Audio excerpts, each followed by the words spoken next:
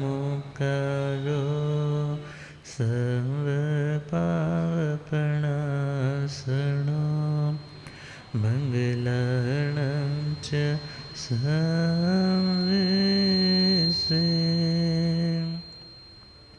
प्रणमहवै मङ्गलं मङ्गलार्णं च सर्वेशे प्रणमहवै मङ्गलम्। बोलिए पंच परमेष्टि महामंत्र नवकार की जय। शासनपति श्रवण भगवान महावीर स्वामी की जय। आचार्य सम्राट ध्यान योगी परम पूज्य डॉक्टर श्री शिवमुनि जी महाराज की जय। शासन प्रभाव को प्रवर्तक पंडित रतन पूज्य गुरुदेव श्री जगदीश मुनि जी महाराज की जय। आगम ज्ञाता आगम पुरुष जन शास्त्र रतन हिमाचल केसरी उपाध्याय भगवंत श्रद्धे गुरुदेव श्री जितेंद्र मुनि जी महाराज की जय। अब हम श्रवण करेंगे आदरणीय सेवाभावी श्री प्रशमित मुनि जी के मुखारविंद से मंगलमय भजन मंगलमय स्तवन।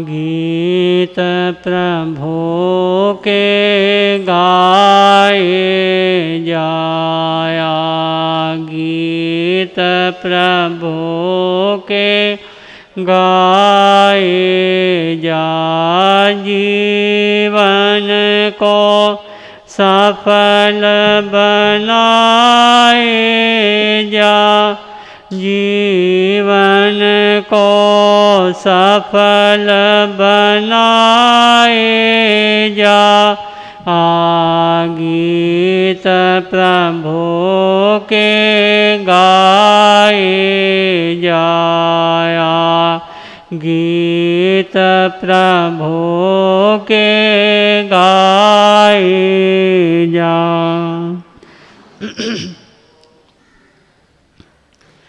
जिस जग को कहता मेरा है जिस जग को कहता मेरा है जग चिड़िया रैन बसेरा है जग चिड़िया रैन बसेरा है।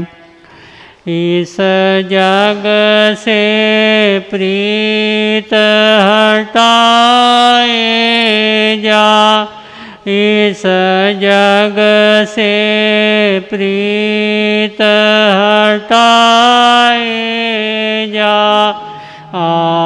गीत प्रभु के गाए जाया गीत प्रभु के गाए जा जीवन को सफल बनाए जा जीवन को सफल बनाए जा गीत प्रभु के गाए जाया गीत प्रभु के गाए जा। यह जगत सराय फानी है ये जगत सराय फानी है। यहाँ 2 दिन की मेहमानी है। यहाँ 2 दिन की मेहमानी है। जग में शुभ कर्म कमाए जा।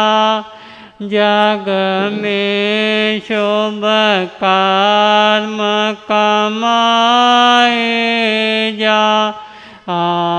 गीत प्रभु के गाए जाया। गीत प्रभु के गाए जा। जीवन को सफल बनाए जा। जीवन को सफल बनाए जाया। गीत प्रभु के गाए जाया। गीत प्रभु के गाए जा। यह जगत मुसाफिर खाना है। ये जगत मुसाफिर खाना है। कभी आना और कभी जाना है। कभी आना और कभी जाना है। तू आवागमन मिटाए जा। तू आवागमन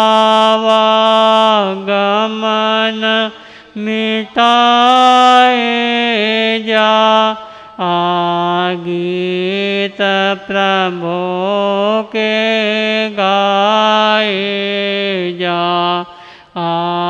गीत प्रभु के गाए जा। जग बनता और बिगड़ता है। जग बनता और बिगड़ता है। कभी मिलता कभी बिछुड़ता है। कभी मिलता कभी बिछुड़ता है। तू मन को शुद्ध बनाए जा। तू मन को शुद्ध बनाए जा। गीत प्रभु के गाए जा। गीत प्रभु के गाए जा। जीवन को सफल बनाए जा। जीवन को सफल बनाए जा। गीत प्रभु के गाए जाया।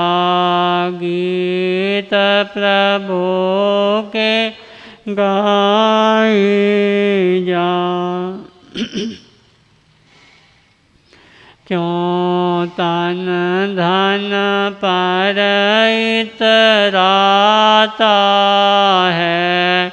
क्यों तन धन पर इतराता है, क्यों जग में पाप कमाता है, क्यों जग में पाप कमाता है। तज पाप धर्म अपनाए जा, तज पाप धर्म अपनाए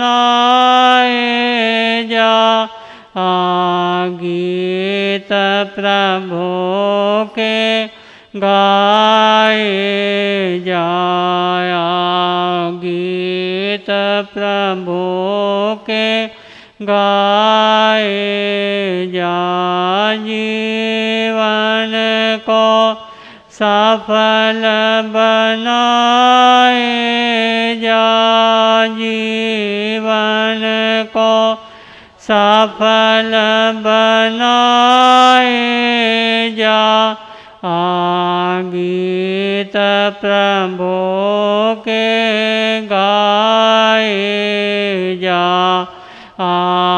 गीत प्रभु के गाए जा।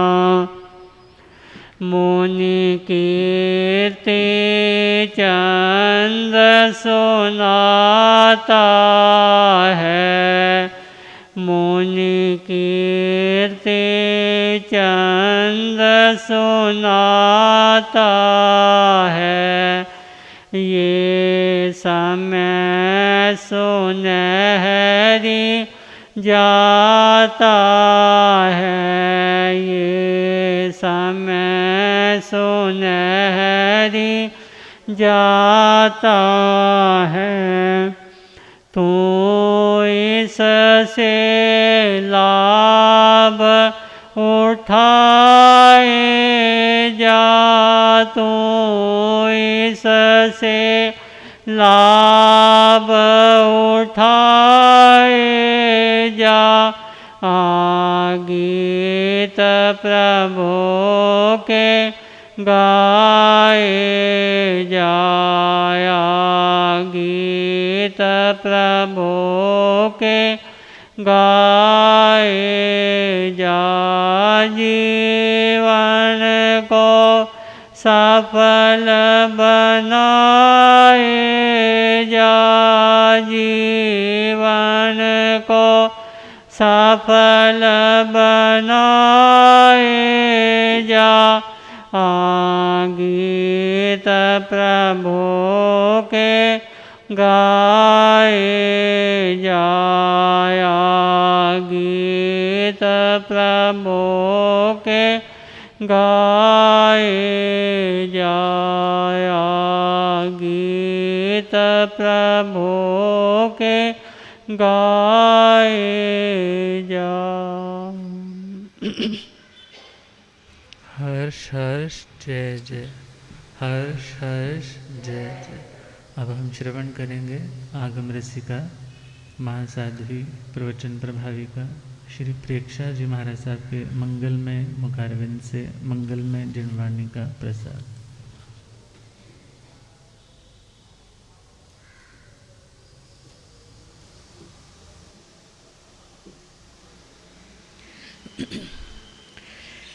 पंच परमेष्ठी भगवान का ध्यान करते हुए दोनों हाथ जोड़कर आंखें बंद करके अत्यंत श्रद्धा भक्ति और प्रेम के साथ सभी मिलकर बोलेंगे। अरिहंतों को नमस्कार, सब सिद्धों को नमस्कार, आचार्यों को नमस्कार, उपाध्यायों को नमस्कार, जग में जितने साधु जन हैं, जग में जितने साधु उन सबको वंदन बार बार अरिहंतों को नमस्कार अरिहंतों को नमस्कार अरिहंतों को नमस्कार। माँ, जिन वाणी के चरणों में तेरी वीणा का मुझे तार अगर मिल जाए, तेरी वीणा का मुझे तार अगर, और फिर तार में झनकार अगर मिल जाए, और फिर तार में झनकार अगर, माँ जिन वाणी साथ है तो समंदर भी पार कर लूँगी, माँ जिन वाणी साथ है तो समंदर भी पार कर लूँगी। तेरे आशीष की पतवार अगर मिल जाए, तेरे आशीष की पतवार अगर, तेरे आशीष की पतवार अगर मिल जाए। साहू गोयम पन्नाते छिन्नो में ससोए मो, नमो ते संसयाय सव सुतम होयहि।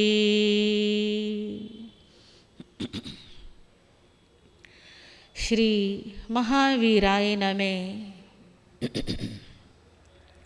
जय आत्म, जय आनंद, जय देवेंद्र, जय शिव। आगम ज्ञाता उपाध्याय भगवन पूज्य गुरुदेव श्री जितेंद्र गुरुवे नमः। जय शशिकांता, जय सरिता, जय अजय, जय मंजुला। पाठ पर विराजमान परम श्रद्धेय, परम पूजनीय, परम आदरणीय गुरु भगवंतों के परम पावन श्री चरणों में कोटि कोटि वंदन नमन करने के पश्चात गुरु कृपा से गुरु चरणों में रहकर ये तुच्छ बुद्धि जो भी कुछ स्वीकार कर पाई, कुछ आपके समक्ष रखने का प्रयास करूंगी। देवाधिदेव चरम तीर्थंकर शासनेश प्रभु महावीर स्वामी से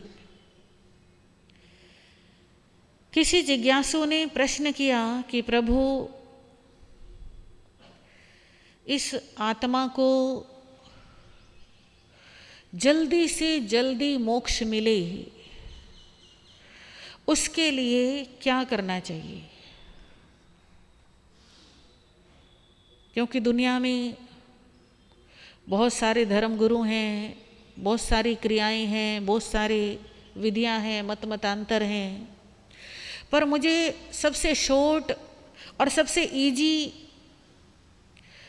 जिसमें कहते हैं ना कि हींग लगे ना फटकड़ी और रंग चोखा आ जाए, बस बिल्कुल शॉर्ट वे हमें बताइए कि मोक्ष मिल जाए उसके लिए क्या करें।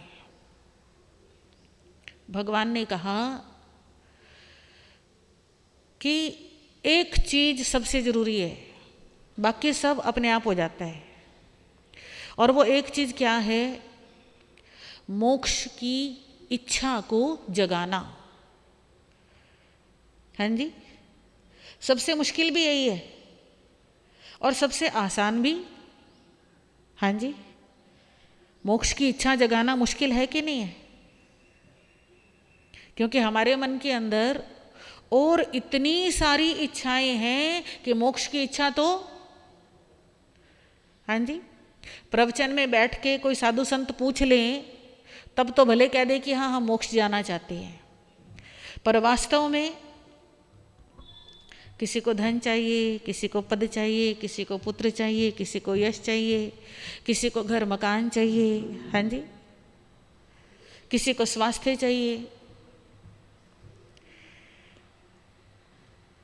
ऐसे कहते हैं कि महात्मा बुद्ध जी से एक शिष्य ने कहा कि प्रभु आप तो समर्थ हो, आपके इतने सारे भक्त हैं, ये सब दुखी हुए रहते हैं, आप इन सबको मोक्ष में पहुंचा दो ना, सारे सुखी हो जाएंगे। महात्मा बुद्ध जी ने कहा कि ठीक है, मैं पहुंचा सकता हूं, मेरे अंदर शक्ति है। आप ऐसा करो, इस पूरे गांव का सर्वे करो, एक एक व्यक्ति के पास जाओ और उस हर व्यक्ति से उसकी इच्छा पूछो कि उनकी इच्छा क्या है। वो व्यक्ति घर घर जाता है, दुकान दुकान जाता है, सबसे मिलता है और सबसे पूछता है कि महात्मा बुद्ध आपकी इच्छा पूरी करने वाले हैं, उन्होंने पूछवाया है कि आपकी इच्छा क्या है। अब आपके पास कोई व्यक्ति आए गुरुजी का संदेश लेके, तो आप क्या लिखवाएंगे?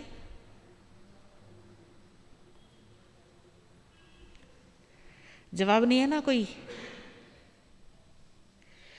क्योंकि हमारे माइंड में क्लियर ही नहीं है कि हमको पाना क्या है ना। तो उन सब लोगों ने बहुत कुछ लिखवाया, बड़ी सारी लिस्ट बन गई, लेके गुरुजी के पास आया। गुरुजी कहते हैं कि अब इसको पढ़ के सुनाओ। उसने पढ़ के सुनाया, मोक्ष तो किसी ने लिखवाया ही नहीं। कहते तुम कहते हो कि सबको मोक्ष पहुंचा दे, कैसे मोक्ष पहुंचा दे सबको? जबरदस्ती तो उठा के मोक्ष में पहुंचाएंगे, हाँ जी, तो कहेंगे हमें किस बंधन में डाल रहे हैं। ये कहेंगे इनका कोई लालच होगा, कोई स्वार्थ होगा, तभी हमको जबरदस्ती मोक्ष पहुंचा रहे हैं। आजकल तो अच्छाई का भी, हाँ जी, आप किसी को अच्छी शिक्षा देते हो तो भी सोच समझ के देते हो। किसी को सलाह देनी हो, अपने बेटे को, अपने बहू को, अपने सगे संबंधी को भी कोई नेक शिक्षा देनी हो तो सोचते हो, है ना ऐसा। तो मोक्ष कैसे पहुंचा दें? तो भगवान कहते हैं सबसे पहली बात है कि मन में इच्छा जागनी चाहिए कि मुझे मोक्ष पाना है। जब इच्छा जग जाती है तब कोई काम मुश्किल नहीं लगता। होता है ना ऐसे, जब तक लगन नहीं है तब तक बिल्कुल आसान से आसान काम भी मुश्किल लगता है, और जब लगन लग जाए तो मुश्किल काम भी क्या लगता है? आसान लगता है। तो सबसे पहले हमें क्या करना है? इच्छा जगानी है, और इच्छा जगाना हमारे अपने हाथ में है। ऐसे कहते हैं कि इस आरे में या इस जन्म में हम मोक्ष में नहीं जा सकते, परंतु हम अपनी इच्छा तो जगा सकते हैं। हाँ जी, ध्यान इधर रखना, इच्छा तो जगा सकते हैं। आज इस जन्म में हमारी इच्छा जगेगी, धीरे धीरे वो इच्छा प्रबल होगी, तीव्र होगी, और जब तीव्र होगी तो हम उसके लिए प्रयास भी करेंगे, पुरुषार्थ भी करेंगे, और फिर इस जन्म में नहीं तो अगले जन्म में, उससे अगले जन्म में नहीं तो उससे अगले जन्म में एक संभावना तो बन जाएगी। क्योंकि जो भी कुछ हमें मिलता है, जो भी कुछ आज हमारे पास है, या जो भी कुछ हमें मिलने वाला है, उसकी हमने कभी ना कभी इच्छा की है। आप यहाँ पे आए हो प्रवचन में, ऐसे थोड़ी आ गए, आपने पहले इच्छा की ना कि मुझे आज प्रवचन में जाना है, बस इच्छा हुई। और बहुत लोग ऐसे होते हैं जिनमें इच्छा तो होती है पर पहुँच नहीं पाते हैं, हाँ जी। तो कोई बात नहीं, आज नहीं पहुँच पाए वो कल पहुँचेंगे, परसों पहुँचेंगे। आप पहुँचे हो तो सबसे पहले क्या करना होता है? हमें इच्छा जगानी होती है, जिसे आगम की भाषा में संवेग कहते हैं। क्या कहते हैं? संवेग, यानी कि मोक्ष की तीव्र इच्छा। इच्छा होगी तो गति होगी, इच्छा होगी तो जहाँ है वहाँ से आगे बढ़ेंगे। कहते हैं जीव दो कारणों से गति करता है, जीव दो कारणों से गति करता है, आगे आकर्षण हो और पीछे भय हो। हाँ जी, अब जैसे आप कहीं खड़े हैं और डोगी आ जाता है, भौंकते हुए, आपको लगता है पीछे से मेरी तरफ आ रहा है, ये मुझे पकड़ेगा, ये मुझे काट लेगा, तो आप उसके भय से क्या करते हो, वहाँ से आगे बढ़ते हो। किस दिशा में बढ़ते हो, जहाँ आपको सुरक्षा का अट्रैक्शन है कि वहाँ जाके मैं सुरक्षित हो जाऊंगी, है ना। तो पीछे संसार का भय,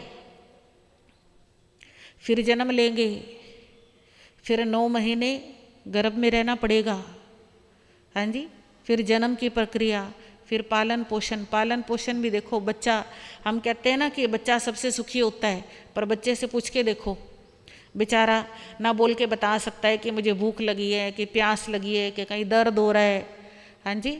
करवट भी धीरे धीरे बदलना सीखता है, धीरे धीरे चलना सीखता है, धीरे धीरे बोलना सीखता है। तो ये सारी प्रक्रियाएं, फिर पढ़ाई लिखाई, फिर सर्विस, फिर दुनियादारी, फिर चिंताएं, ये सब चीज़ें कहाँ पीछा छोड़ती हैं। कहते हैं, किसी कवि ने बहुत सुंदर लिखा है, जन्म से लेकर मरण तक दौड़ता है आदमी, जन्म से लेके मरण तक दौड़ता है आदमी, और दौड़ते ही दौड़ते दम तोड़ता है आदमी। ऐसे ही होता है ना। अभी बच्चा चलना सीख जाए, अभी बच्चा स्कूल में बैठना सीख जाए, हाँ जी, पढ़ाई की, सर्विस की, शादी ब्याह की, बच्चों की, बच्चों को पढ़ाने की, अपने बुढ़ापे की, चिंताएं ही चिंताएं। जन्म से लेके मरण तक दौड़ता है आदमी, दौड़ते ही दौड़ते दम तोड़ता है आदमी। आंख गीली, ओठ ठंडे और दिल में आंधियां, आंख गीली, ओठ ठंडे और दिल में आंधियां, 3 मौसम एक संग ओढ़ता है आदमी। 3 मौसम एक संग ओढ़ता है आदमी। सुबह पलना, शाम अर्थी। सुबह का मतलब बचपन, और शाम का मतलब मृत्यु। सुबह पलना, शाम अर्थी, और खटिया दोपहर। खटिया चारपाई दोपहर के समय, यानी जिंदगी में। सुबह पलना, शाम अर्थी, और खटिया दोपहर, 3 लकड़ी 4 दिन में तोड़ता है आदमी। 3 लकड़ी पलने की, अर्थी की और खटिया की, 3 लकड़ी 4 दिन में तोड़ता है आदमी। 4 दिन का मतलब जिंदगी कैसे बीत गई, हाँ जी। कहने को है कि हम 50 के हो गए, हम 60 के हो गए, पर ये 60 कैसे निकले पता ही नहीं चलता। ऐसे लगता है अभी की तो बात है, कल की तो बात है। 3 लकड़ी 4 दिन में तोड़ता है आदमी। 1 रोटी, 2 लंगोटी, 3 गज कच्ची जमीन। 1 रोटी, क्या चाहिए इंसान को, 1 रोटी, 2 लंगोटी, 3 गज कच्ची जमीन। 3 चीजें जिंदगी में जोड़ता है आदमी। और क्या जोड़ते हैं, जब मृत्यु आती है तो क्या होता है हाथ में, हाँ जी। बस आज के टाइम में तो एक बच्चा, वो भी पता नहीं सामने होता है कि नहीं होता है, क्या पता विदेश में बैठा हो, हाँ जी। बस एक बड़ा सा मकान होता है, और क्या होता है, 1 रोटी, 2 लंगोटी, 3 गज कच्ची जमीन। 3 चीजें जिंदगी में जोड़ता है आदमी।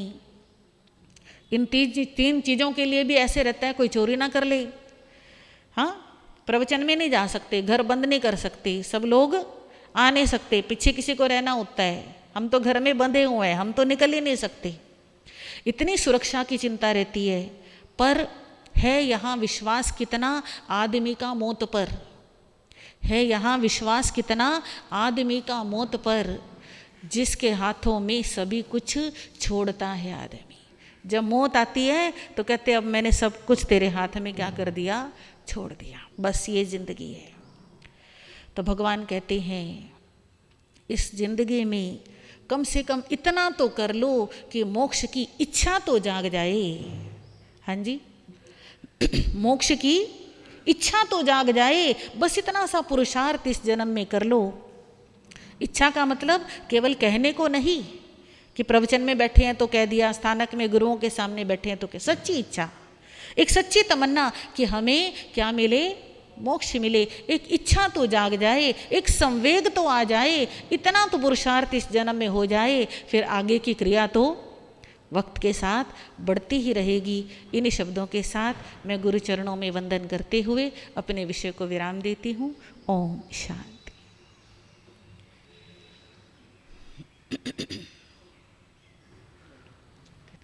धम्म मंगल मुकुट अहिंसा संयम तव देवा वेतन नमस्ते जस धमे सया मनो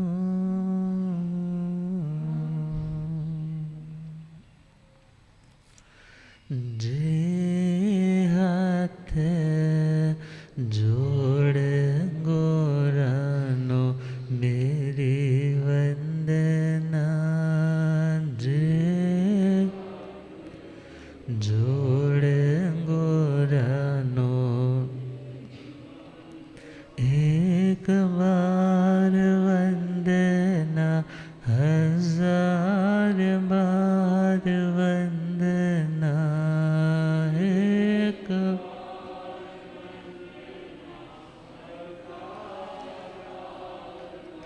लाख बार वंदना, करोड़ बार वंदना, लाख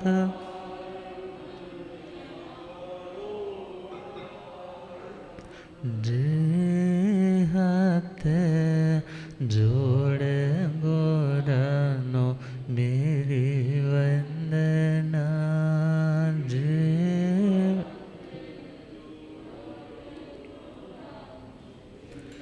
डगमग डोले नैया मेरे, डगमग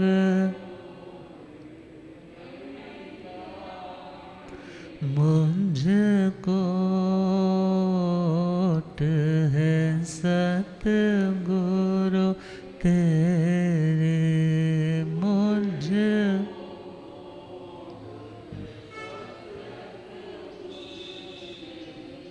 जे आसा भवसागर पार लंघना, जे आसा भवसागर, जे हाथ जोड़ गोरानो मेरी वंदना, जे जोड़ गोरानो मेरे। अनंत अनंत शांति के निकेतन शासनपति श्रमण भगवान महावीर स्वामी के पावन चरणवृंदों में हार्दिक भावना वंदन नमन। मेरे अंधेरे जीवन को रोशनी प्रदान करने वाले परम उपकारी आगम ज्ञान के भंडार, आगम ज्ञाता, आगम पुरुष, जिन शास्त्र रतन हिमाचल के श्री उपाध्याय भगवंत श्रद्धेय गुरुदेव श्री जितेंद्र मुनि जी महाराज साहब के पावन चरण कमलों में हार्दिक भावना वंदन नमन। आदरणीय सेवा भावी तपस्वी श्री प्रशमित मुनि जी, पाठ पर शोभायमान आगम रसिका सरलात्मा महासाध्वी श्री संतोष जी महाराज साहब, आगम रसिका प्रवचन प्रभाविका महासाध्वी श्री प्रेक्षा जी महाराज साहब, हरियाणा सिंघनी तप ज्योति प्रतिभा मूर्ति महासाध्वी श्री सर्वज्ञ प्रभा जी, नवदीक्षिता महासाध्वी श्री मल्लिका श्री जी, धर्म सभा में उपस्थित धर्मानुरागियों, सुशीलवती माताओं एवं बहनों, असीम पुण्यदय से, भाग्यदय से आप सबको संतों का समागम और वीतरागवाणी श्रवण करने का सुअवसर प्राप्त हो रहा है। हम अपना प्रसंग प्रारंभ करें उससे पूर्व आपको सूचना दे दें। श्रद्धेय गुरुदेव उपाध्याय भगवान का आँखों की सर्जरी के कारण आज गए हुए हैं, दोपहर के बाद तक पधारेंगे। तो ऑपरेशन थिएटर से तो आ चुके हैं, आजकल तो लेज़र ही रहती है। तो सभी उत्तम स्वास्थ्य की मंगल कामना भी करें और दूर से ही वंदन का भाव रखें कि जब तक पूरे रिकवर नहीं होते तब तक दूर से ही वंदना करें, ज़्यादा पास आने की कोई चेष्टा ना करें, जैसे वो लौट कर आए। तो हम अपने टॉपिक पर आए। श्रीमद् समवायंग सूत्र 32वां समवाय योग संग्रह। 32 योग संग्रह।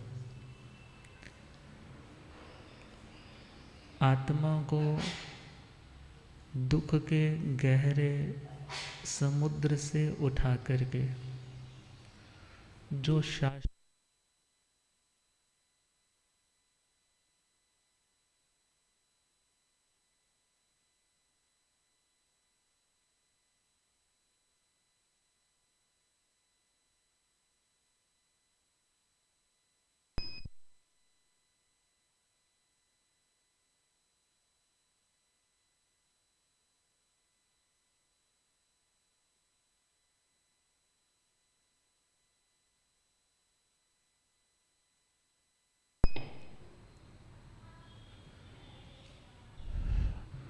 जो दुख के समुद्र से उठा करके सुख के ऊंचे और सुरक्षित द्वीप से हमें जोड़ दे, हमें उस द्वीप तक पहुंचा दे।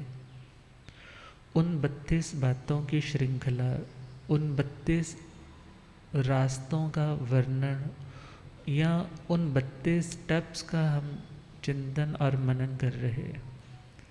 अभी तक हमने चौथा पॉइंट सुना था, अनिश्रितोपधान। अनिश्रित मीन्स बिना किसी के सहयोग के, बिना किसी का आश्रय लिए। उपधान अर्थात कर्म काटने के लिए तपस्या को अंगीकार करना। किसी के सहयोग की कामना या मेरी तपस्या के बल पर मुझे यह मिल सकता है, मुझे दिव्य सुख मिल सकते हैं, मुझे दुनिया का वैभव मिल सकता है, ऐसी चाहना भी मन में नहीं करना। ऐसी चाहना भी मन में नहीं करना, क्योंकि चाहना और निदान में थोड़ा सा अंतर है, बड़ा मैन्यूट सा। चाहना उस निदान की पूर्व अवस्था है, चाहना निदान की पूर्व अवस्था है। क्योंकि निदान में तो आत्मा सीधा ही कहता है कि मेरी करनी का फल हो, मेरे तप का, जप का, सेवा का यदि फल हो तो मुझे यह पदार्थ मिले, मुझे ये पोजीशन मिले, मुझे यह प्लेटफॉर्म मिले। मगर चाहना में जस्ट अभी चाहा जा रहा है, अभी जस्ट भावना भाई जा रही, अभी मात्र इच्छा प्रकट की जा रही है। मगर जब उस इच्छा को पूरी तरह से पक्का करके वही डिमांड हम करते हैं तो उसका नाम निदान है, और उससे पूर्व की अवस्था का नाम चाहना है। तो अनिश्रितोपधान में जब हम 4 प्रकार की तपस्याओं के समाधि रूप में श्रवण करते हैं कि 4 प्रकार की तप समाधि है, और उसमें यही आया था कि इस लोक की कामना से जो तप करे वो समाधि को प्राप्त नहीं करता, जो परलोक के सुखों की चाहना से तप करे वो भी समाधि को प्राप्त, शांति को प्राप्त नहीं करता। जो नेम और फेम के लिए तपस्या करे वो भी भगवान कहते हैं शांति को प्राप्त नहीं करता। मात्र एक ही ऑप्शन है जिससे शांति मिले, और वह है मेरी आत्मा कर्मों के मलिनता से शुद्ध हो जाए। अर्थात मेरा ये मन का, आत्मा का कपड़ा साफ हो जाए। यदि वो शुद्धता की कामना की है तो वो शुद्धता ना तो आपके मोक्ष के मार्ग में आपको कोई व्यवधान डालेगी, और ना ही आपकी स्पीड को वो कमज़ोर करेगी, और ना ही आपको दुनिया के दलदल में फंसाने वाली बनेगी। तो ये बातें हमने अभी तक श्रवण की थी। अब अगला 5वां पॉइंट है सिक्खा। 5वां योग संग्रह है सिक्खा। सिक्खा प्राकृत वर्ड है, संस्कृत में हिंदी में रूपांतरण करें तो शिक्षा। कौन सा? शिक्षा। और भगवान कहते हैं शिक्षा से व्यक्ति शिक्षित होता है। शिक्षा से क्या होता है? शिक्षित होता है। और जो शिक्षित है वो दीक्षित है, जो दीक्षित है वो शिक्षित है, और जो शिक्षित है वो दीक्षित है। ये दोनों ऑप्शंस हम समझें। जो शिक्षा से युक्त है वही वास्तव में दीक्षा से युक्त है, और जो व्यक्ति दीक्षा से युक्त है इट मीन्स वो इन रियलिटी शिक्षा से भी युक्त है। अब हमें शिक्षा को समझना है। शिक्षा क्या चीज़ है? शिक्षा अर्थात ज्ञान उपार्जन करना। ये आधा अर्थ है, ये अधूरा अर्थ है। ज्ञान सीखना, सुनना, पढ़ना, स्टोर करके माइंड में, मेमोरी में इंस्टॉल करके रखना, कोई पूछे तो उसका जवाब दे देना, और यदि मेरे को याद है तो उसको गुनगुनाते रहना, उसको चितारते रहना। ये ज्ञान का एक रूप है। जैसे सिक्के के दो पहलू होते हैं, हेड और टेल। तो ये एक साइड है, भले आप इसको हेड बोल दो, भले इसको टेल बोल दो, मगर उसी ज्ञान को, उन्हीं बातों को जिन्हें आपने समझा, सीखा, उन्हें अपनी ज़िंदगी में ट्रांसलेट करना, उन्हें प्रैक्टिकली ज़िंदगी में धारण करना, उसका नाम है दूसरा पक्ष। ये ज्ञान पक्ष, ये क्रिया पक्ष। और शास्त्रों में वर्ड आता है ज्ञ परिज्ञा और प्रत्याख्यान परिज्ञा। कौन सा वर्ड? ज्ञ परिज्ञा, दूसरा प्रत्याख्यान परिज्ञा। परिज्ञा का मतलब होता है परि मीन्स समन्ता, चारों ओर से किसी को समझना। जब आप किसी चीज़ को हर डायमेंशन से देखते हो, हर एंगल से देखते हो, तब आपको उसकी वस्तु पदार्थ का पता चलता है। आप यदि एक फ्रूट भी लेने जाते हो तो आप उस फ्रूट को अच्छे से देखते हो, पूरे से रोटेट करके, घुमा करके, कहीं से गला तो नहीं हुआ, कहीं से कुछ खराब तो नहीं है, निशान तो नहीं है।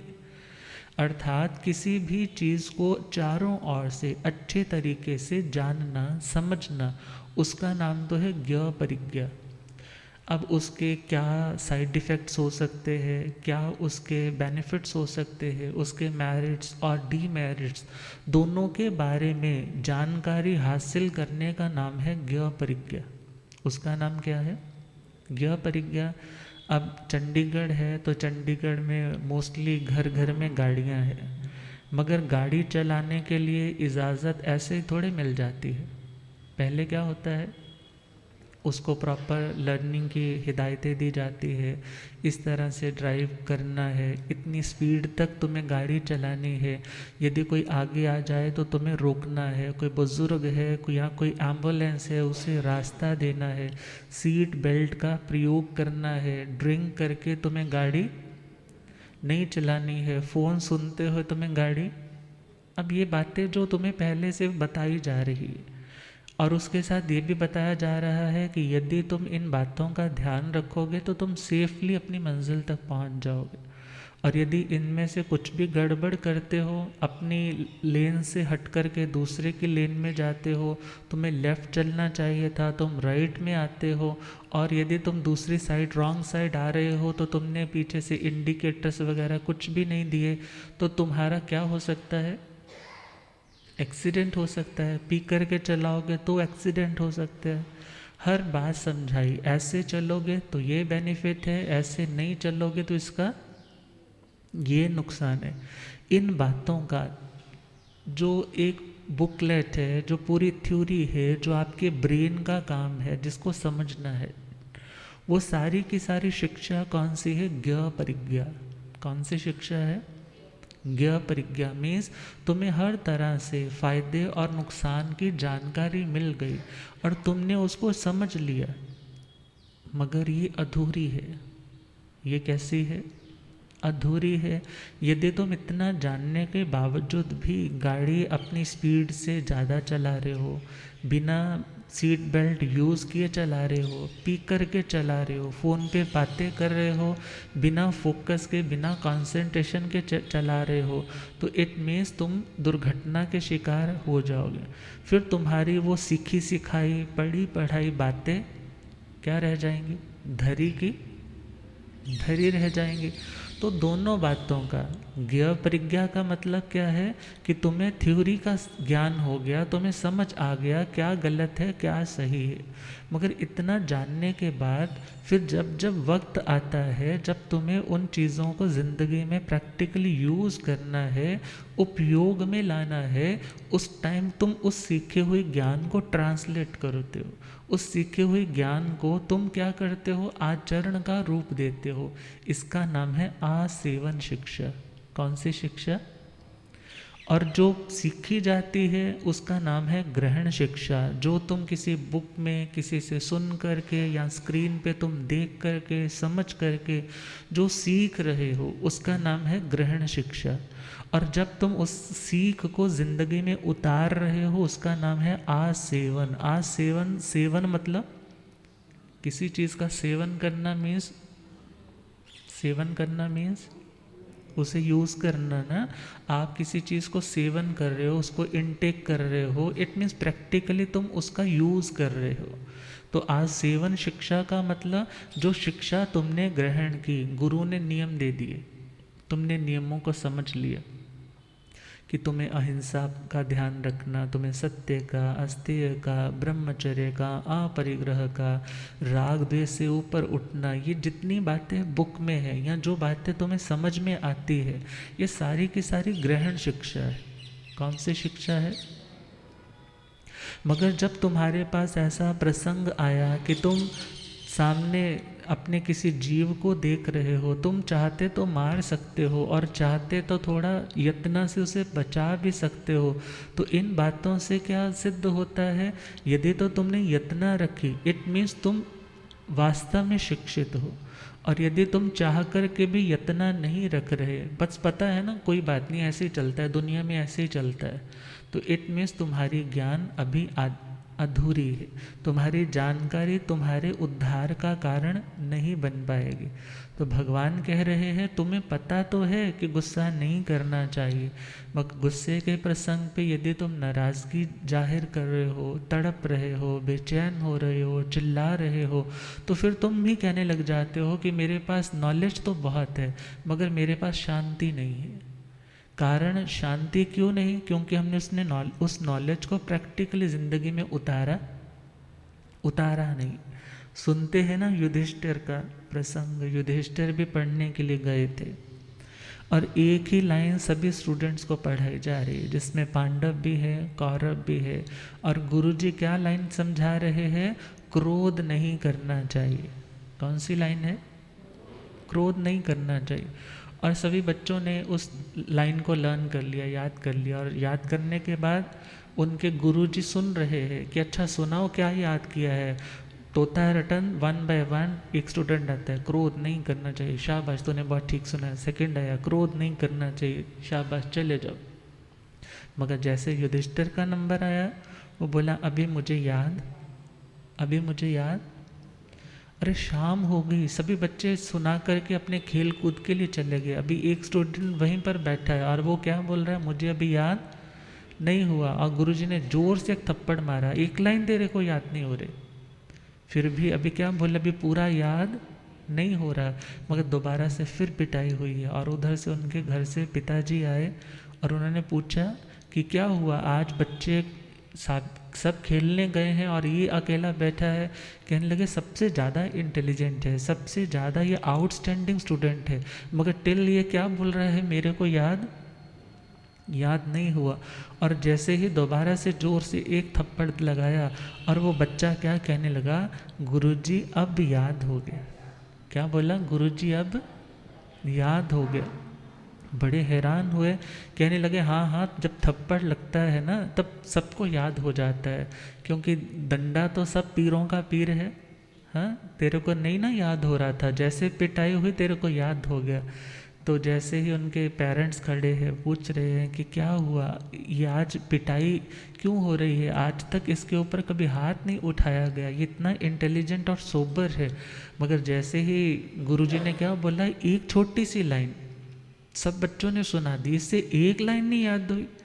तो बच्चा युधिष्ठिर क्या कहने लगे, मेरे को वो लाइन तो याद हो गई थी, मगर आपने कहा ना क्रोध नहीं करना चाहिए, मैं प्रैक्टिकली देख रहा था कि मेरी ज़िंदगी में कितनी सहनशीलता आ रही है। और जब आपने एक बार मारा तो मेरा मन किया आपका हाथ पकड़ लूँ, रोक दूँ, मगर फिर मैंने क्या सोचा, क्रोध नहीं करना चाहिए। भगवान भी कहते हैं अपने गुरु पर क्रोध नहीं करे, इवन अपनी आत्मा पर भी क्रोध नहीं करे, गुरु पे भी क्रोध नहीं करें और अपनी आत्मा के ऊपर भी क्रोध नहीं करे। उन्होंने कुछ कहा है तो ये सोचे कि कोई ना कोई गलती या कोई ना कोई मिसअंडरस्टैंडिंग रही होगी, मगर मुझे उनकी रिस्पेक्ट का, उनके उपकारों का ध्यान रखना है, मुझे इस तरह से इल ट्रीटमेंट नहीं देना है। और जैसे ही वो युधिष्ठिर कहने लगे, जब दूसरी बार मारा तो थोड़ा सा गुस्सा आया, जब तीसरी बार मारा तो मेरा वो गुस्सा क्या हो गया, चला गया। और मैंने सोचा कि अब मेरे को वास्तव में ये लाइन क्या हो गई है, याद हो गई। और फिर मैंने आपसे बोला कि मेरे को ये पाठ याद हो गया। तो जब दोनों चीज़ें आती हैं, ग्रहण शिक्षा भी और आसेवन शिक्षा जी, तो वो शिक्षा कंप्लीट शिक्षा है। वो शिक्षा, वो एजुकेशन, वो नॉलेज क्या है, एक कंप्लीट एजुकेशन है जो आपकी ज़िंदगी में एक बदलाव, एक चेंज लाएगी, और वो चेंज आपकी ज़िंदगी में शांति वाला होगा और शांति वाला नहीं। तो विचार करना है, ग्रहण शिक्षा, आसेवन शिक्षा। ग्रहण शिक्षा को ही हम ज्ञान पक्ष कह देते हैं, आसेवन शिक्षा को हम क्रिया पक्ष कह देते हैं। एक ज्ञान योग है और दूसरा क्रिया योग है। पहला कौन सा योग है, ज्ञान योग, और दूसरा क्रिया योग। अब सपोज करो किसी को बहुत ज़्यादा एसिडिटी की प्रॉब्लम है, अब उसे हर चीज़ का एक ब्यौरा तैयार कर लिया, डॉक्टर के गया, डॉक्टर ने बोला कि तुम्हें लैक्टोस नहीं लेने हैं, लैक्टोस फ्री चीज़ लेनी है, जो दूध में शुगर कंटेंट है, नेचुरल शुगर कंटेंट है, वो भी तुम्हारे लिए गैस्ट्रिक ट्रबल कर सकता है। तुम्हें कोई तली चीज़ नहीं लेनी है, तुम्हें कोई कार्बोनेटेड ड्रिंक्स नहीं लेनी है, तुम्हें किसी तरह का ऑयली या किसी तरह का बासी भोजन नहीं लेना है, चिंता, स्ट्रेस नहीं लेना है। बहुत सी बातें उसने बताई जो नहीं करनी है, और एक लिस्ट तैयार कर दी। उसके साथ साथ तुम्हें फ्रेश लेना है, तुम फ्रेश के साथ साथ तुम्हें अच्छे से च्यू करते हो, अच्छे से चबाते हुए भोजन को खाना है, और बिल्कुल फ्रेश माइंड के साथ खाना है। और तुम्हें खाते सार ही लेटना नहीं है, एटलीस्ट या तो वज्रासन में या थोड़ा वॉक करना है। और खाते खाते पानी नहीं लेना है, खाने के आधा घंटा पहले या 1 घंटा बाद। ये बातें बहुत अच्छे से समझा रहे हैं कि ऐसे करना और ऐसे नहीं करना। ज़िंदगी में बहुत सी प्रॉब्लम्स है, किसी के कोई है, किसी के कोई है, मगर सबके लिए जो मेथड है ठीक होने का वो सेम है कि ये नहीं करो और ये करो, और नहीं करो और ये करो। इन चीज़ों की जो नॉलेज है, इन चीज़ों की जो जानकारी है, उस जानकारी का नाम क्या है, ग्रहण शिक्षा। उस जानकारी का नाम क्या है, ग्रहण शिक्षा। अब जैसे ही वो प्रैक्टिकल की बात आई, अरे सामने अभी गरम गरम समोसे आ रहे हैं, भटूरे आ रहे हैं, या कॉफ़ी आ रही है। अब पता है तुम्हें तो एसिडिटी की प्रॉब्लम है, तुम्हारा हाथ बढ़ रहा है, तुम्हारा मन तुम्हें क्या कह रहा है, ले लो कोई बात नहीं, थोड़ा सा ले लेना, कल थोड़ा दवाई ज़्यादा ले लेना। मगर फिर ध्यान क्या आया, नहीं, मैं अपने साथ ही इस तरह का व्यवहार क्यों करूं, मैं खुद को ही नुकसान में क्यों डालूं। और कैसे जैसे हाथ बढ़ रहा था, हाथ क्या हो गया, वापस ले आए। और ये वापस ले आए, ये क्या चीज़ है, ये क्या है, ये आसेवन शिक्षा। कौन सी शिक्षा, प्रैक्टिकली ज़िंदगी में तुमने इस शिक्षा को उतार लिया और तुम्हारे सामने कोई फ्रेश फ्रूट्स मिले हैं या तुम्हें कोई जूस मिला है या तुम्हें कर्ड मिला है, तो तुमने क्या देखा कि ये मेरे डाइट प्लान में है, मुझे ये लेना है और ये नहीं लेना है। इन चीज़ों को तुम जब फॉलो कर रहे हो, उस फॉलोअप का नाम क्या है, आसेवन शिक्षा। उसका नाम क्या है, आसेवन शिक्षा। अर्थात एक है थ्योरी का ज्ञान होना, थ्योरी में दोनों चीज़ें होंगी, ऐसा करो ऐसा नहीं करो, ऐसा कॉम्बिनेशन करने से ये रिएक्शन होगी और ऐसा करने से ये रिएक्शन होगी। यदि तुम अच्छा चाहते हो तो इन चीज़ों का कॉम्बिनेशन करो, यदि तुम नुकसान चाहते हो तो ये अपथ्य का सेवन है, तुम ऐसा करो। मगर ये जानकारी तो क्या है, ग्रहण शिक्षा। और फिर ज़िंदगी में प्रैक्टिकल की बात आती है तो प्रैक्टिकली उन चीज़ों को फॉलो किया जाता है। जो छोड़ना है उसको छोड़ा जाता है, एब्सटेन किया जाता है, परहेज़ किया जाता है, और जो ग्रहण करना है उसे इनटेक किया जाता है, उसे फॉलो किया जाता है। तो जब ये दोनों चीज़ें आती है तो भगवान कहते हैं ऐसी ही आत्मा मोक्ष के मार्ग पे भी बढ़ती है। ये तो हमने दुनिया की बात की ना, अब आत्मा की डाइट कौन सी है, जो आत्मा का स्वभाव है, और उसमें वो सारी की सारी बातें जो संवर का कारण है, जो 12 प्रकार की तपस्या के कारण है, उन बातों का ध्यान रखना। और जो ग्रहण नहीं करना है वो सारे का सारा असंयम का मार्ग, 18 पापों का मार्ग, उन सभी का जो त्याग है, जब इन दोनों का आप ख्याल रखेंगे तो भगवान कहते हैं मोक्ष आपके लिए डेफिनेट है, मोक्ष आपसे दूर नहीं है। अतः हे आत्मा, इन बातों को सीखने के लिए, आत्मा की नॉलेज लेने के लिए कि आत्मा की सच्ची डाइट कौन सी है, आत्मा का दुख, आत्मा की असमाधि, आत्मा के रोग कैसे बढ़ते हैं, उन बातों की जानकारी, ये दोनों चीज़ें होनी चाहिए। आत्मा स्वस्थ कैसे हो और आत्मा अस्वस्थ कैसे हो, ये दोनों बातें हमने जान ली। अब आत्मा के स्वास्थ्य के लिए क्या करना चाहिए, अब उसके लिए प्रयास करना। मगर इन सब बातों की जानकारी कहाँ से मिलेगी, श्रुत ज्ञान से। किससे मिलेगी, आप सुन रहे हैं, मैंने भी सुना, मैंने भी पढ़ा, अब पढ़ा समझा तो आपको सुनाया। अब सुनाने तक या सुनने तक आपका और हमारा सबका ज्ञान अभी आधा है, मगर जब हम इन बातों को ज़िंदगी में फॉलो करेंगे तो ये ज्ञान क्या हो जाएगा, कंप्लीट। अब ज़िंदगी हाफ सर्कल से तो नहीं ना पूरी होगी, जब दोनों सर्कल हाफ हाफ जुड़ जाएंगे तो कंप्लीट हो जाएगी। आधा सर्कल तो है जानना और आधा सर्कल है फॉलो करना, मगर दोनों पूरे चाहिए। दोनों यदि पूरे हैं तभी पूरा सर्कल हो पाएगा, तभी आत्मा परिपूर्ण हो पाएगी। इसलिए क्या कहा जाता है, ज्ञान पाना तो स्वाध्याय कर लीजिए, ज्ञान पाना तो स्वाध्याय, जगमगाना तो स्वाध्याय कर लीजिए, जगमगाना तो स्वाध्याय।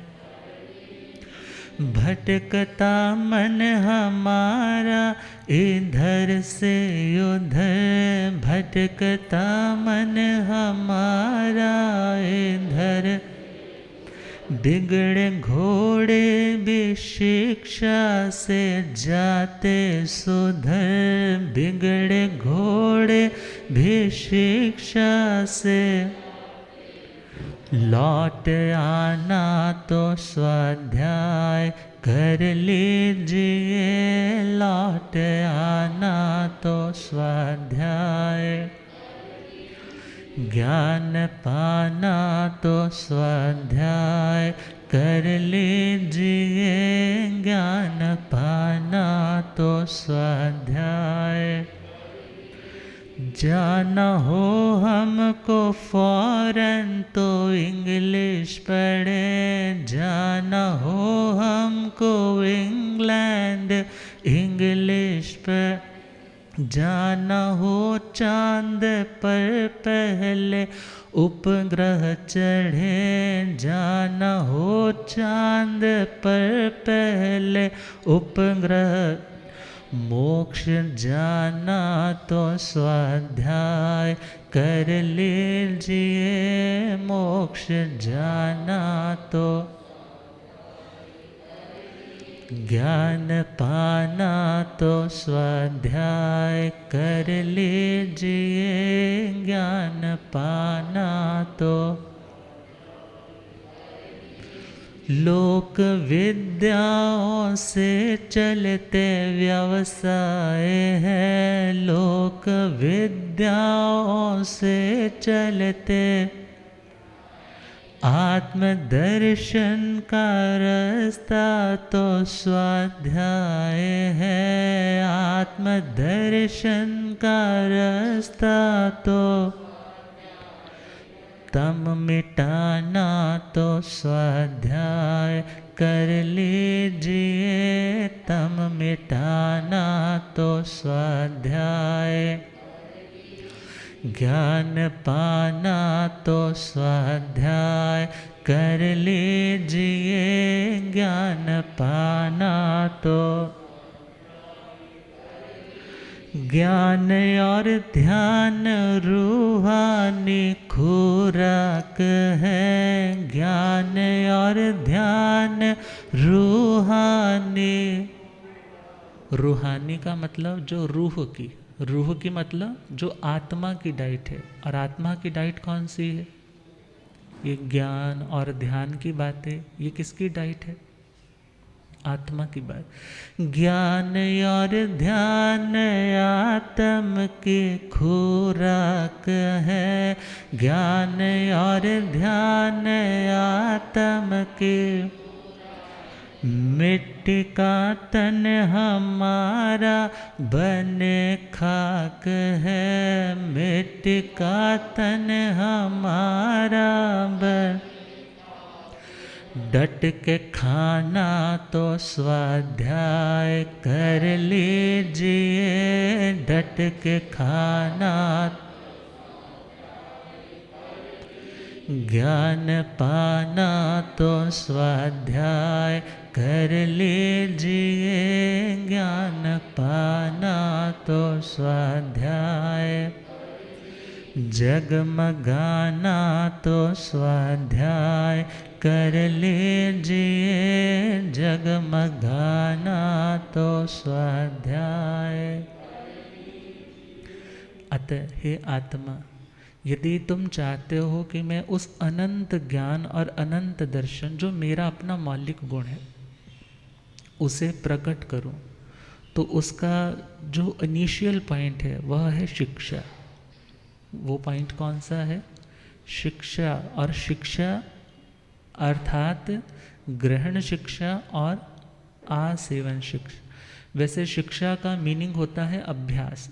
शिक्षा का मतलब अभ्यास, क्योंकि जब आप किसी चीज़ का बार बार पुनरावर्तन करते हैं, रिवीजन करते हैं, उसकी रैपिटिशन करते हैं, वो रैपिटिशन ही आपकी परफेक्शन का कारण बनती है। आपकी बार बार की जो पुनरावृत्ति है आपकी परिपक्वता का, आपकी सफलता का कारण बनती है। अब हम चाहते तो है कि हमें शांति मिले, समाधि मिले, हमारे में भी वो अनंत ज्ञान प्रकट हो जाए, तो उसका भगवान ने उपाय कौन सा बताया? शिक्षा। कौन सा उपाय बताया? अब शिक्षा शब्द प्राकृत में क्या बना? सिक्खा। और इसी सिक्खा से पंजाबी में क्या बोल देते हैं? सर्व शिक्षा अभियान बोलते हैं ना पंजाबी में, सर्व शिक्षा अभियान। और वही हमारी जो कम्युनिटी है सिख कम्युनिटी। कौन सी कम्युनिटी? अब सिख का मतलब क्या है? जो शिक्षा ग्रहण करता है। क्या ग्रहण करता है? जो गुरु की शिक्षा को सुनता है, उस शिक्षा को सुनकर के फॉलो करता है, वो सच्चा सिख है, वो सच्चा शिष्य है। शिष्य का मतलब ही सिख है। जो शिष्य है वो सिख है, जो सिख है वो शिष्य है, और जो शिष्य है वही एक दिन स्नातक भी बनता है। हमारी जैनोलॉजी में स्नातक मीन्स केवल ज्ञानी। स्नातक मतलब केवल ज्ञानी। अब उस केवल ज्ञान तक पहुंचने के लिए, उस अनंत ज्ञान को प्रकट करने के लिए हमें स्टार्ट तो करना होगा। यदि सपोज करो ज्ञान हम कह रहे हैं कि आत्मा का धर्म है, तो आत्मा के उस अनंत ज्ञान को रोकने वाले जो कर्म है, जो धूल मिट्टी के समान है, उस धूल मिट्टी को इकट्ठा किसने किया है? वो भी हमने स्वयं किया। मगर अब उस स्क्रीन को साफ करना है, क्योंकि सपोज करो मेरे हाथ में टॉर्च है, हाँ आप कहोगे हमारी सेल वाली है या दूसरे वाली है? सोलर वाली, एनीवेज कोई भी टॉर्च है।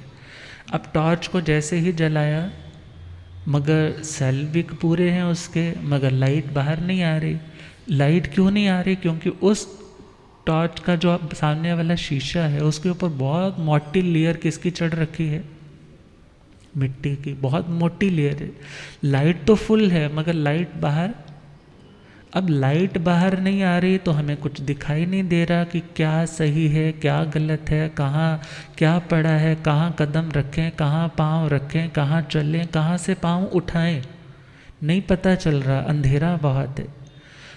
तो अब समझदार व्यक्ति क्या कहता है कि भाई टॉर्च में तो फुल कैपेसिटी वाले हमने ऑलरेडी क्या डाल रखे हैं? सेल डाल रखे हैं, वो पूरी तरह से सोलर है तो पूरी तरह से चार्ज है, मगर उसकी लाइट क्यों नहीं आ रही? उसके आगे मिट्टी की परत है। आपने थोड़ा सा उंगली से ऐसे साफ किया, हल्का सा वहाँ से जितना स्पॉट क्लीन हुआ है उतनी फ्रिक्वेंसी के साथ लाइट बाहर आई है, उतनी ही फैल पाई है, उतनी जगह तक आपको दिख पाया कि कहाँ पर क्या है कहाँ पर क्या नहीं। मगर जैसे वो सारी लेयर हट जाती है तो पूरी वो रोशनी आपके रास्ते को क्या कर देती है? रास्ते को प्रकाशित कर देती। प्रकाश का काम जस्ट दिखाना है। प्रकाश का काम क्या है? जस्ट सिचुएशन से अवगत कराना कि क्या चल रहा है, मगर उसके बाद क्या उठाने वाला है, क्या निकालने वाला है, उसका विवेक यदि आपके पास है, वो प्रैक्टिकली जब आप उसको भी करोगे, उसको भले शास्त्रों में चारित्र का रूप दिया, मगर जब हम शिक्षा की बात करेंगे तो शिक्षा में दोनों चीज़ें आ जाएंगी। एक शिक्षा जिसमें आपको जानकारी हुई और दूसरी शिक्षा जिसमें आपने उसका प्रैक्टिकली प्रयोग किया। अर्थात ज्ञान आत्मा का गुण है, मगर कर्मों के उस आवरणों के कारण वो प्रकाश आ नहीं पाता बाहर। जब प्रकाश आ नहीं पा रहा तो उस प्रकाश में वो वस्तु हमें दिखाई नहीं दे रही। वस्तु तो वहीं है, वस्तु पदार्थ तो हर वहीं पर है, मगर जैसे ही प्रकाश की किरण आई हमें दिखने लगा और हमें पता चलने लगा क्या अपना क्या पराया, क्या मेरी आत्मा के लिए कल्याणकारी और क्या मेरी आत्मा के पतन का कारण।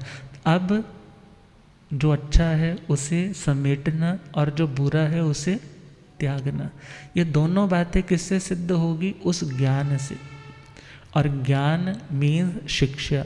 और शिक्षा के लिए यदि हम नीति शास्त्र में जाएं तो वहाँ पर कहा जाता है विद्या नाम नरस्य रूपमधिकं प्रच्छन्न गुप्तं धनं विद्या भोग करे यशा सुख करे विद्या गुरूणां गुरु विद्या बंधुजनो विदेश गमने विद्या परा देवता विद्या राजसु पूज्यते नैधनं विद्या विहीना पशु। आचार्य भर्तृहरि जी ने इस श्लोक में विद्या, नॉलेज, ज्ञान के बारे में बताया है कि हमें क्या क्या बेनिफिट्स मिलते हैं। किसके माध्यम से? ज्ञान के माध्यम से। और चंडीगढ़ में देखा जाए तो हाईली एजुकेटेड लोग हैं, कोई सीए है, कोई डॉक्टर है, कोई एमबीबीएस डॉक्टर है, कोई एमडी है, कोई एमएस है, कोई अपना बहुत अच्छा बिजनेस करने वाला है, कोई लॉयर है और कोई जज की पोस्ट पे है, कोई प्रिंसिपल की पोस्ट पे है, कोई बहुत अच्छे अच्छे अपने अपने इंडस्ट्रीज़ को संभाल रहा है। मीन्स पढ़ना लिखना एक लेवल वो पढ़ना लिखना किसके लिए अक्सर व्यक्ति करता है? पैसा आएगा, सुविधा आएगी, स्टेटस मेंटेन रहेगा, ज़िंदगी में खुशियाँ आएंगी, बस इतना। मगर शिक्षा का मीनिंग इतना ही नहीं है। शिक्षा का मतलब आप उस ज्ञान से, उस नॉलेज से खुद भी प्रसन्न रह सको और आप उस नॉलेज के आधार पे दूसरों में भी प्रसन्नता बांट सको। खैर, विद्या के लिए क्या कहा? विद्या नाम नरस्य रूपम अधिकम। ज्ञान यदि किसी के पास है, कोई व्यक्ति बहुत एजुकेटेड है, ज़रूरी नहीं है वो सुंदर हो, चेहरे से सुंदर हो, कपड़े सुंदर पहने हो, मगर जब वो बोलता है, अपनी बात को बताता है, अपनी नॉलेज को शेयर करता है, सामने वाला कहता है वास्तव में हम तो इसके आगे कुछ भी नहीं। मीन्स आपका दुनिया में कोई तैयार श्यार होने की या क्रीम पाउडर लगाने की ज़रूरत नहीं। और यदि क्रीम पाउडर और आपने बहुत गहने तो बहुत पहने हैं, मगर बोलने की लियाकत, बोल देते हैं ना कि उच्चा लंबा गब्बरू ते पल्ले ठीकरियाँ, मीन्स है तो बहुत स्मार्ट लग रहा है मगर अकल है ही नहीं। तो विद्या मीन्स जो नॉलेज है वो व्यक्ति के रूप को, सुंदरता को और बढ़ाने वाली है। दूसरा पॉइंट दिया है प्रच्छन्न गुप्तम धनम। ये आत्मा का छुपा हुआ खजाना है। कौन सा खजाना? आप साइलेंट होकर के बैठे हो, चुपचाप बैठे हो, मगर ये छुपा हुआ खजाना है, पता नहीं कब आपके काम आ जाए। आपके पास नॉलेज है, वो सीखी हुई नॉलेज जिसको आपने सुरक्षित रख रखा है, पता नहीं कब आपका सहयोग दे दे। और विद्या भोग करी, ज्ञान विद्या भोग देने वाली भी। लोग मोस्टली जितने पढ़े हैं, कोई इंजीनियर है, कोई क्या है, अब उस पैसे से, ज्ञान से पैसा आया और पैसे से उसे क्या मिले? भोग मिले।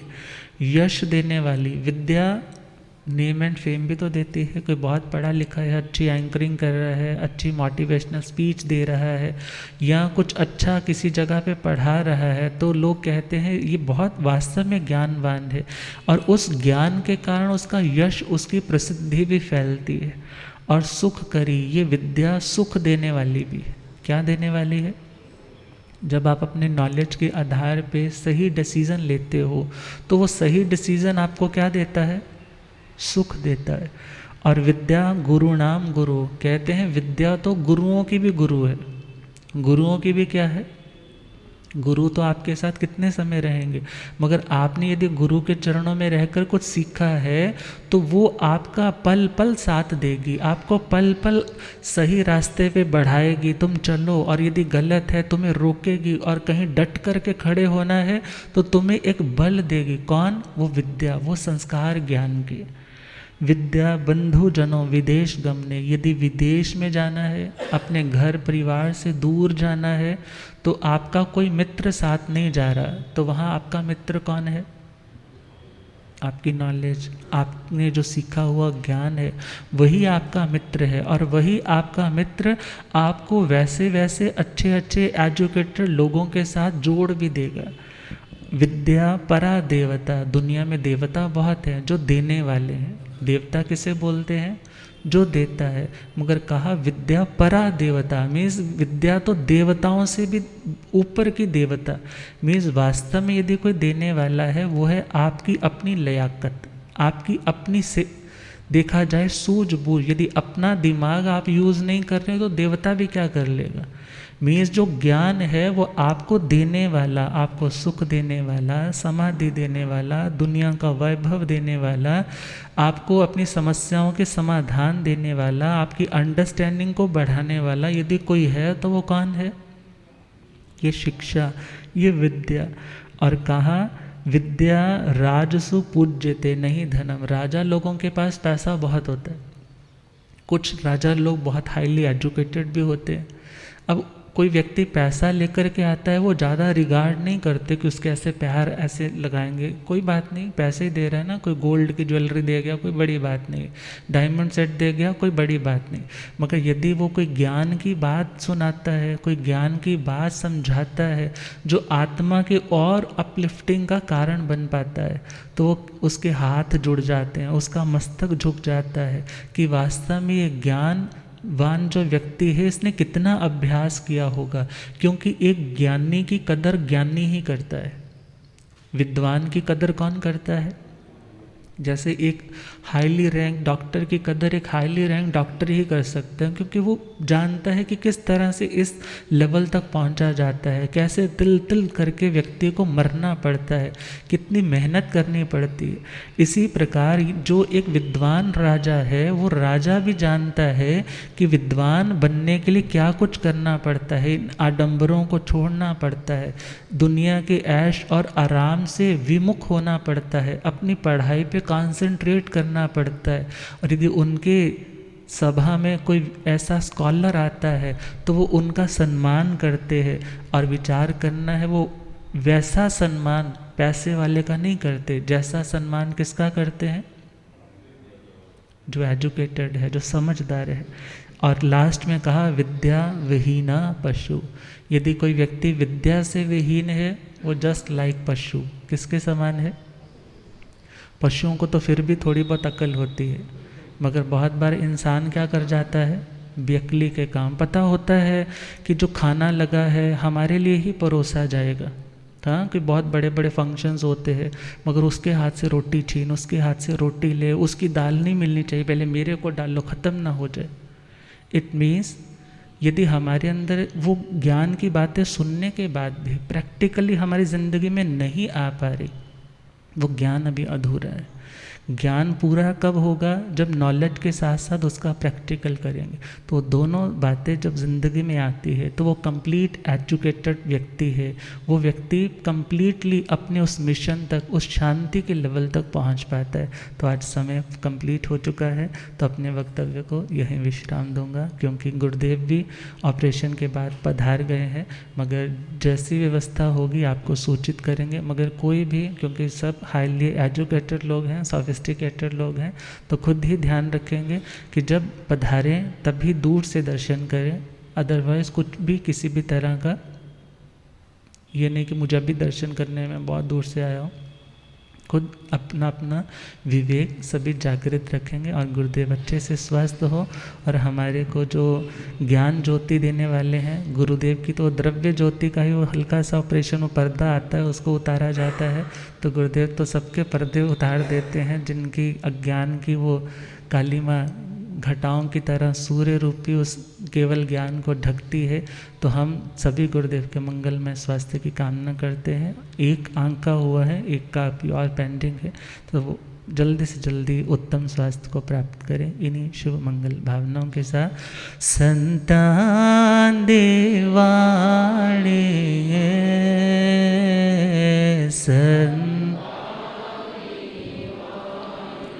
जिस दे मन वस दे बस तरंदा प्राणे, जिस दे मन वस दे बस तरंदा सतसंग विच आया करो, सत औगणा दे परे जिंदड़े अनु सफल बनाया करो, औगणा दे परे जिंदड़े अनु सफल बनाया। तो इसी प्रकार दिव्य वितरक वाणी का पावन संदेश श्रवण करते रहे। आज के जिनके प्रत्याख्यान हो, एकाशनों की तपस्या हो, हमारे साथ आप कृपा करो, पचखान कृपा कर दो।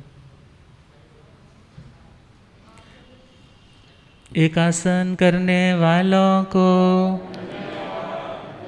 भाई मयंक जी के 32 हो गए हैं आज एकाशने, आगे बढ़ रहे हैं, हार्दिक साधुवाद है। आज जिनकी आइम्बिल की तपस्या हो, उपवास की तपस्या, बहन सुनिधि जी, तपस्या करने वालों को, और कोशिश करें अब जितने भी दिन हैं ज़्यादा से ज़्यादा सामायिकों का विशेष ध्यान रखें। जो टाइम मिला है दोबारा कब रिपीट होगा पता नहीं, मगर जो है उसका सभी लाभ लें। इन्हीं भावों के साथ सामाजिक सूचना। और पूज्य गुरुदेव हिमाचल के श्री उपाध्याय भगवान श्री जितेंद्र मुनि जी महाराज, उग्र तपस्वी परम सेवा भावी पूज्य गुरुदेव श्री रमन मुनि जी महाराज ठाणे 6, आगम रसिका महासाध्वी श्री संतोष जी महाराज ठाणे 4, आगम रसिका महासाध्वी श्री प्रेक्षा जी महाराज ठाणे 4, तप ज्योति महासाध्वी श्री सर्वज्ञ प्रभा जी महाराज ठाणे 2 के पावन पवित्र चरणों में वंदना नमस्कार करके सुख साता पूछते हैं और आप सबके स्वास्थ्य की मंगल कामना करते हैं। जैसा कि गुरुदेव श्री जी ने आपको बता ही दिया है कि शासन देव की कृपा आप सबकी मंगल भावना से उपाध्याय भगवान का आँख का एक ऑपरेशन आज सफल हो गया है और गुरुदेव श्री जी स्थानक में पधार गए हैं। बहुत से फ़ोन आए लेकिन हमने गुरुदेव की आज्ञा का पालन किया। वहाँ पर सिर्फ हमारे प्रधान जी और राजन भाई साहब मौजूद रहे। जैसा कि गुरुदेव श्री जी ने आपको निर्देश दिया ही है कि हमें विवेक का ख्याल रखना है और दूर से ही वंदना नमस्कार करना है, जब तक हम शासन देव से प्रार्थना करेंगे कि गुरुदेव श्री शीघ्र से शीघ्र स्वस्थ होकर पाठ पर विराजें और हमें ज्ञान की गंगा में डुब लगाएं। बाहर से पधारने वाले सभी भाई बहनों का ऐसे जैन सभा स्वागत करती है, अभिनंदन करती है। उनसे अनुरोध नाश्ता व भोजन लेके जाएं, जिसकी व्यवस्था नीचे भोजनशाला में की गई। अब गुरुदेवों के मुखारबिंद से महापुरुषों के जयकारे मंगल पाठ श्रवण करें।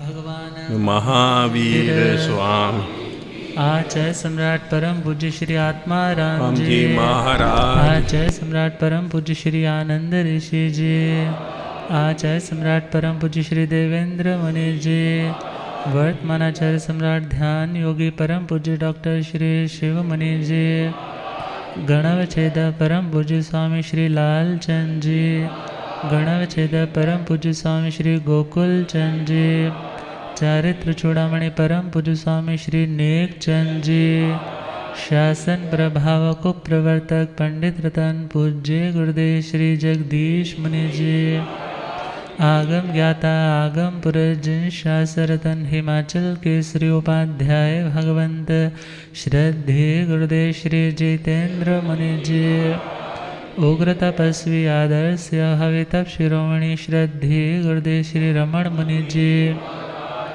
जैन धर्म सभी साधो सत्यों की श्री चत्तारी मंगलम हरिहंता मंगलम सिद्धा मंगलम साहु मंगलम केवली प्रणतोधो मंगलम चत्तारी लघुत्मा हरिहंता लघुत्मा सिद्धा लघुत्मा साहु लघुत्मा केवली प्रणतोधो लघुत्मा चत्तारी शरणं प्रवज्जामि हरिहंते शरणं प्रवज्जामि सिद्धे शरणं प्रवज्जामि साहु शरणं प्रवज्जामि केवली प्रणतं धम्मं शरणं प्रवज्जामि। चार शरणा सुख करना दुख करना मंगल करना और शरणा नहीं कोई, जो भव प्राणी करे आचरण उसका अजर अमर पद होय।